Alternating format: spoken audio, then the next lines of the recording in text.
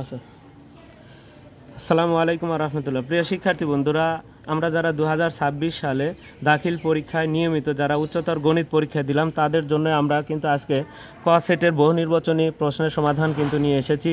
তাহলে প্রথমে আমরা দেখে নিই ক সেটের সাথে আমরা যারা অন্য সেটগুলো পেয়েছি তারা কিন্তু অবশ্যই প্রশ্ন দেখে একটু মিল করে নিব। আমরা ক সেটের সমাধানটা শুধু দিচ্ছি, তাহলে পরবর্তীতে আমরা এগুলোর ব্যাখ্যা সহ তোমাদেরকে দিব।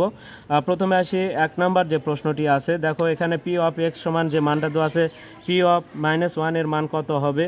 এখানে সঠিক উত্তরটি হবে 1 ঘ। এবার দ্বিতীয় যে প্রশ্নটি আছে সেটা সঠিক উত্তর যেটা আছে সরলরেখাটি এক্স অক্ষকে কোন বিন্দুতে ছেদ করে, এখানে সঠিক উত্তর হবে খ। তাহলে 2 খ।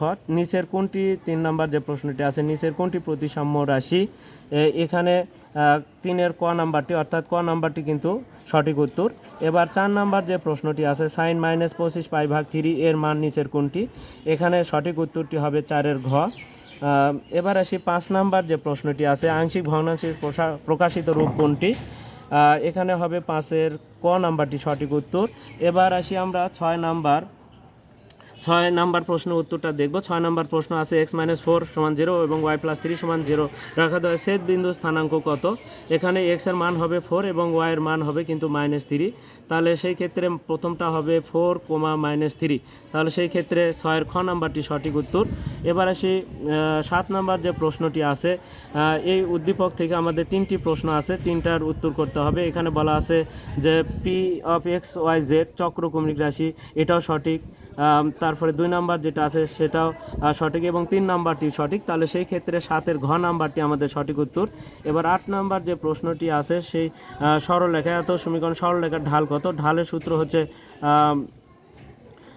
ওটা হাঁটা y2 - y1 / x2 - x1। এই ক্ষেত্রে সঠিক উত্তরটি হবে 8-এর সঠিক উত্তরটি হবে আমাদের খ। 8-এর সঠিক উত্তরটি তাহলে 3/5 আমরা সূত্রতে কাজ করে যদি দেখি তাহলে সেই ক্ষেত্রে হবে।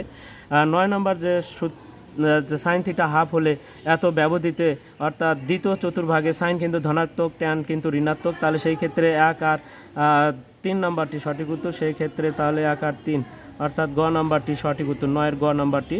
3টি নিরপেক্ষ মুদ্রা একসাথে একবার নিক্ষেপ করলে সংঘটিত ঘটনার সংখ্যা কত হবে, এখানে 10 নম্বরের সঠিক উত্তরটি হবে গ।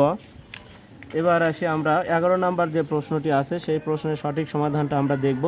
এখানে আমাদের 11 নম্বর প্রশ্নের সঠিক উত্তরটি হবে 25/12 অর্থাৎ খ নাম্বারটি সঠিক উত্তর হবে। আমরা তাহলে 11-র খ পেলাম। এবার আসি 12 নাম্বার যে প্রশ্নটি আছে, এখানে কিন্তু কোনো সঠিক উত্তরই আমরা পাইনি, তাহলে এখানে এই প্রশ্নের উত্তর কিন্তু যেটাই দিব আমাদের সেটাই কিন্তু সঠিক হবে। তাহলে 12-র সঠিক উত্তর কিন্তু প্রশ্নের ভেতরে নেই।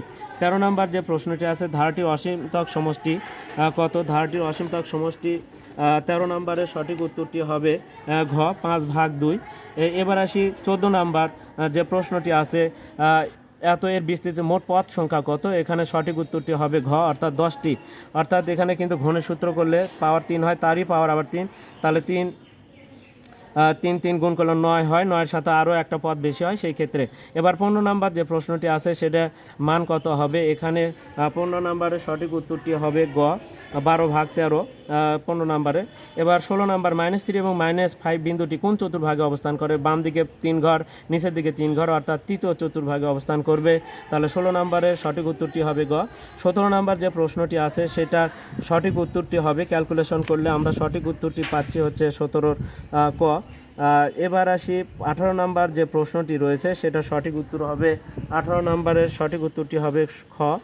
এবার আমরা 19 নাম্বার যে প্রশ্নটি আছে একটি ছক্কা একবার নিক্ষেপের ক্ষেত্রে সঠিক যে ফলাফল হবে 19-এর হবে গ, আমাদের সঠিক উত্তর হাফ হবে সঠিক উত্তর। এত বিস্তৃত এক্স মুক্ত পদের মান কত, এখানে 20-এর ক নাম্বারটি সঠিক উত্তর হবে অর্থাৎ -10। এবার আসি 21 নাম্বার যে প্রশ্নটি রয়েছে এম এন রেখার সমীকরণ নিচের কোনটি, সমীকরণ হবে 21-এর ক 3x + 2y - 24, এখানে তাহলে 21-এর ক নাম্বারটি সঠিক উত্তর হবে। এবার আসি 22 নাম্বার যে প্রশ্নটি আছে এ ও এম এন এর ক্ষেত্রফল কত, এখানে সঠিক উত্তরটি হবে গ 48 বর্গ একক। এবার আসি 23 নম্বর যে প্রশ্নটি আছে, সঠিক উত্তরটি হবে এবি ভেক্টর সমান সমান OB vector minus O A vector, অর্থাৎ 23-এর খ। 24 নম্বর প্রশ্ন দেওয়া আছে 4x মাইনাস ওয়াই সমান 3, সরলরেখাটি -5 এ বিন্দুতে অতিক্রম করলে এ এর মান কত?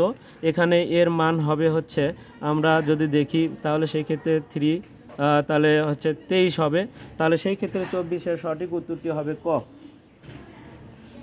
এখানে একটু আমরা একটু দেখে নিয়ে একটু ক্যালকুলেশন যদি করি, তাহলে আমরা যদি ওয়াইয়ের জায়গাতে আমরা কত বসাবো, এ বসাবো, তাহলে -a, আর এখানে মাইনাস কিন্তু 20 হবে, তাহলে -20 ডান পাশে যায় হবে হচ্ছে 4×5=20, তাহলে ওয়াইয়ের মান কত, আমরা এ বসালে তাহলে -a সমান ডান পাশে যায় কত হবে, এই -20টা ডান পাশে গেলে হবে +20, তাহলে 23, কিন্তু ওয়াইয়ের সাথে মাইনাস থাকে তাহলে -23, অর্থাৎ সেই ক্ষেত্রে সঠিক উত্তরটি হবে ঘ ক্যালকুলেশন করলে। এবং 25 নম্বর যে প্রশ্নটি আছে, দেখো আমরা দেখতে পাচ্ছি যে একটা ভেক্টর চিহ্ন দেওয়া আছে, কিন্তু গ নাম্বারেতে সবগুলোতে ভেক্টর চিহ্ন দেওয়া আছে, আমরা দেখেই বুঝতে পারছি।